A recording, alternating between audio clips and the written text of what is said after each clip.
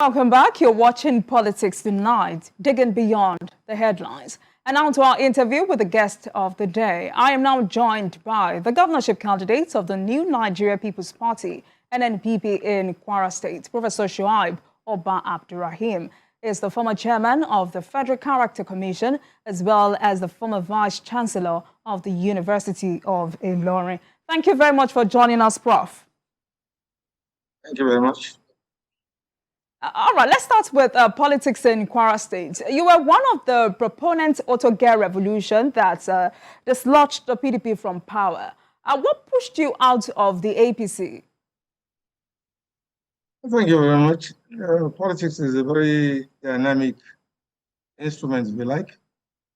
And like Chinua Achebe will say, the world is like a dancing mask. If you want to see it well, you don't stand in one place. So that's one of the reasons. If you don't find the kind of thing you want in a particular, that's where, yes, we were in the APC and we were the drivers of the Otoge movement. But the outcome that we expected is a bit on the shocking side, in the sense that non-actors in that event actually took over the reins of power in Kwara State. All right. I also know that you lost to the SDP governorship primary elections back to back before joining the NNPP. Tell us what really happened. Well, it's the same old story. What we encountered in 2018, direct primaries conducted by the APC, which was aborted by the officers of the party in the state, actually repeated itself, because the same actors in that event moved with us into SDP. And the same objective which they wanted to attain in the APC, which they got halfway, they tried to aspire to secure again in the SDP by trying to manipulate the processes of the primaries. All right. So to be clear, were you frustrated out of the party or you left on your own terms? Well, partly yes, and partly no. I would not have wished to leave the APC if I had my way, but things were not going the way that the main actors wanted. So when we moved into the SDP, I found the same kind of team, the same kind of crowd. And they appear not repenting in the way that they want to get things their own way. I had to actually leave, abandon ship for them. All right. You're seeking to become the governor of Kwara State. What would you describe as the biggest developmental problem facing that state at the moment? Well, human capacity development is almost at ground zero. Infrastructure development is unplanned, and nothing seems to be working to a progressive mind. We like to say, yes, if people come to Kwara, they might be told this and that are going. But you'll find that in terms of infrastructure development, in the last 3.5 years, the president, who is the yardstick of infrastructure development across the states, has not come to find any project fit to commission. That means we have actually a halfway house that we've been building for the past 3.5 years. All right, so because you have mentioned human capacity development, I would like to know, what do you intend to do differently? Well, I think the basis of any development of a society, the focus of all developmental programs should be the human content. And the federal constitution is very clear. Job of government is to ensure the peace, security, and welfare of the people. If these are not in the desired contour, I think it's cause for worry on the part of every patriot. I've been living in Kwara continuously for about 3-4 years now. I'm not a stranger to whatever government things that they want to bring, but up till now, The people know it, I know it, that we don't seem to be experiencing the kind of quality of work, development, infrastructure in the state. Our education is also suffering, apart from renovation or what they call remodeling of classrooms and things like that. Nothing in the content of our education curriculum appears to be advancing the state towards growth and development of human capacity. All right, Prof. As a highly cerebral administrator, tell us more about your agenda to bring more development to the state if elected governor. Well, I think from my own point of view, the issue of lack of development has quite a number of angles to it. But the human angle, which I think is the most important one, is the predisposition of whoever is given the charge to run the affairs of state, to do so with all sense of honesty, particularly to declare to the people that he will run a corruption-free administration. And that's what I intend to do. I know if you remove theft, by whatever means called, in government administration, the resources of the people will go around, at least to the satisfaction of the majority of the people. A situation where you have contract scam and all kinds of scams that defraud the people of the opportunity to grow, and then it calls for worry. And that's one of the points at which I wish to enter politics, to declare openly my zero tolerance for corruption, my determination to fight corruption, and that in that effort, we'll be able to get results for our efforts. There are honest people who are working in the state to make it run, but because the obstacles in their ways by the higher operators of the system lead to frustration on the part of people. So there's a despondency on the part of the workforce in Kwara State. And when you have a despondent workforce, you cannot aspire or expect to get development, whether infrastructure or human capacity development. So I'm worried about these things, and I think that's one of the entry points of the policy of any government that I lead in 2023 to ensure that people get value for money. All right, then. Well, it's a known fact that Kwara State is blessed with mineral resources both in the northern and southern part. I would like to know, Prof, how do you intend to turn this into generating revenue if you become governor? Yeah, I think we tend to worry more about material things than the human things. Yeah, it's right that you should observe infrastructure or mineral resources and the rest of it, but you need human beings who have capacity to recognize, to identify these resources, and to actually tap them with expertise. It's not just enough to have the resources. We've always had them in the last 50, 60, 70 years. It appears that the orientation of people who have had the opportunity to run their present government actually been blind with potentials of the human capacity component of the exploitation of natural resources. So I understand what you're saying, and I know what people say, that we have quite a lot of mineral resources that are available for tapping, or we have cobalt and the rest of them. But you see, these things don't just come out. You need people to actually identify. All right. As a new party, how will you describe the strength and chances of NNPP in the election in your state? If you come to Kwara State and you see what's on ground, you find there's an overwhelming support for the NNPP, partly because of its origins. You know, the development from frustration of poor people who have gathered together that it is time to liberate themselves. And they look for identity in political parties that are sympathetic to their plight. And I think naturally people surrender to the leadership of the NNPP. I'm talking particularly the image that is being carved by the leadership of the party, starting from the presidential candidate.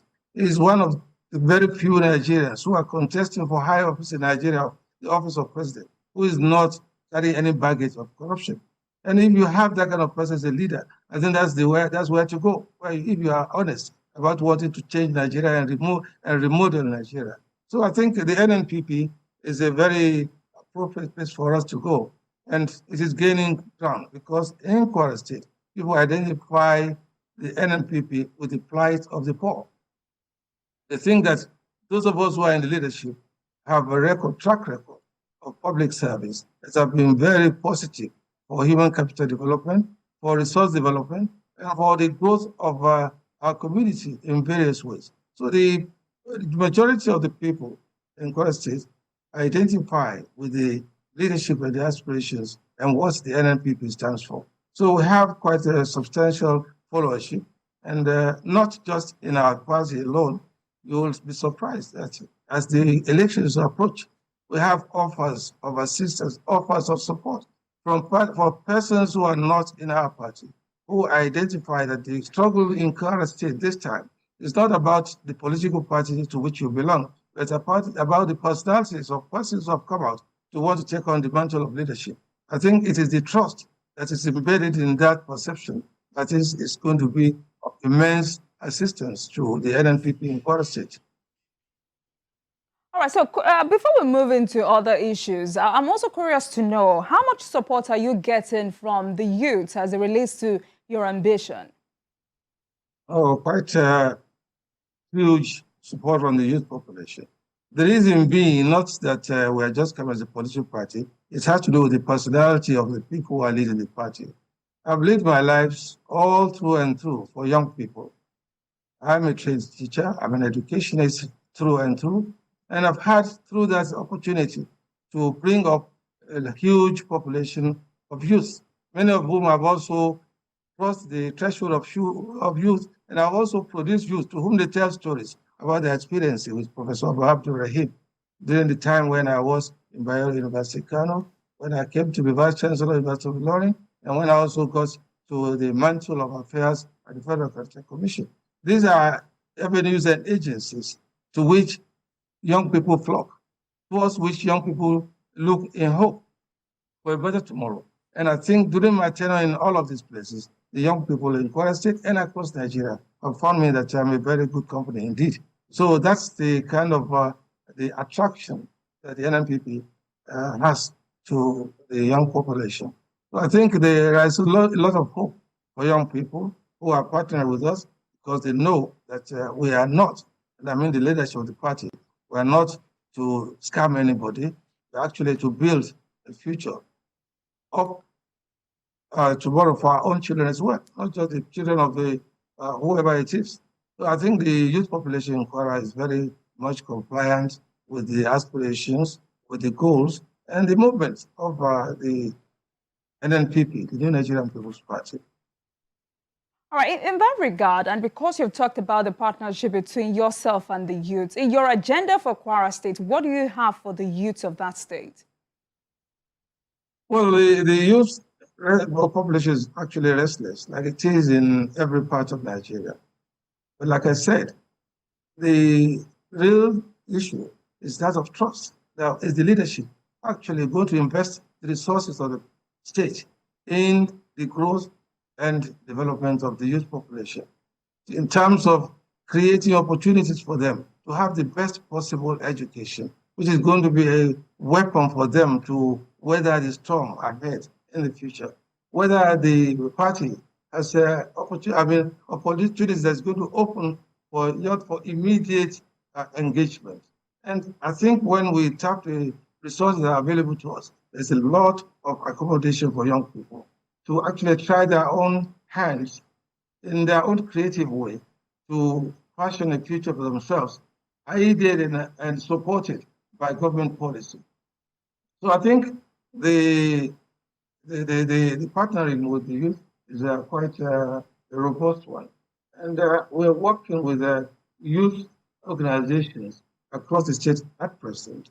And we're looking at ways in which we can have a robust presence of young people in the government that we want to form. Not just mouthing, not too young to learn, not to this, to that, but actually, honestly, facing the problem that we have, actually extending the honest arm of government to actually developing opportunities for young people to actually become independent financially in future, either through participation in modern knowledge, that is actually the in-thing, as electronic and mass and communication instruments that people can use to fashion a position for themselves in the world. All right. Most of the governorship candidates, including you and the incumbents, are from Kwara Central. And many analysts say this could give the PDP, whose candidate is from Kwara North, the edge to win the election. I would like you to react to that. You need to actually live in Kwara to be able to hazard the answer one way or the other. Yes, the central, I'm from the central, and 3 other contestants are also from the central. But the important thing is not the number that are contesting, it's the quality of people that are contesting and the relationship with the environment. In terms of population, Central occupies about almost half the population in Kwara State, about 46, 48%. And the voters' population is also that huge. Yes, that's open for the taking. And yes, we are likely to be contesting for it, but we are not sitting on our house in the NNPP. The NNPP is very, very volatile, very forward-looking and moving. In Kwara North, for instance, we have a very forward-looking young man who is running for Senate, and he's one of the support and pillars of Kwara North in terms of infrastructure development and human capacity growth. Same thing goes to Kwara South. Kwara South is actually the bride of the contest, because Kwara South is the only one not producing any governor. But Kwara South knows what it wants. There's none of us that's from Kwara South. So among those that are on the offering, that is those of us from the central, the Kwara South people have sufficient relationship with us individually and as a collective to be able to identify where they think where they think they want to cast their lot. I think we have had a robust relationship with people in Kwara South. I particularly have had a very robust relationship through interpersonal engagements and through professional contacts. So I think the issue of whether there's going to be a problem because there is a plethora of contests from the central, and whether that was going to lead to an opportunity for the dark horse from the north is only a matter of congestion. Right. As far as we're concerned, we're not sleeping, we're not resting our house. We know the threats that are available, and we're taking preemptive actions to ensure that we don't leave any stone unturned. Yeah, we have one person from Kwara North. He has to prove himself that he's a relevant player in the political scene in Kwara State, especially in the central, to be able to garner whatever it is. Anyway, it's coming again on the wings of a hardly credible instrument or organization. We have had decades of trial of PDP in Kwara State, and we've just with one loud voice rejected the continued governance of the PDP and its promoters among our people in Kwara State. So I think it's forward ever, backward never. We will never look back again into an SDP as a savior in the current situation. The APC that we embraced recently is not proving to be a very, not as an attractive or clean bride that we thought we embraced. We found that the underpants of the bride we married are very rotten indeed. All right, Prof. Prof, at this point, we're running out of time. So before we let you go, I would like to know what's your message to the Kwara voter in 30 seconds. Well, a good time deserves another. The majority of Kwarans that you will talk to, whether they are Yoruba, Nupe, Hausa, or whatever, all this is know who Professor Oba Abdulraheem is as an individual, as a community person, as someone who can be trusted. And I think I can bank on my trust with the people as a means of my electoral victory. I think it is time for people to also show pay good with good to repay the good things that have happened to them through my involvement in the past. All right. Thank you very much, Professor Shuaib Oba Abdulraheem, NNPP governorship candidate, Kwara State. Thank you very much for coming on Politics Tonight as we discuss your ambition and what you have for the people of Kwara State. Once again, thank you very much for coming. It's been my pleasure being here. Thank you very much. And I thank the audience for the time they spared. All right. Now let's take a short break, and when we return, it will be time to speak with Deputy Spokesperson of the All Progressives Congress APC Presidential Campaign Council, Hannatu Musawa, on the party's people-centered campaign. Stay with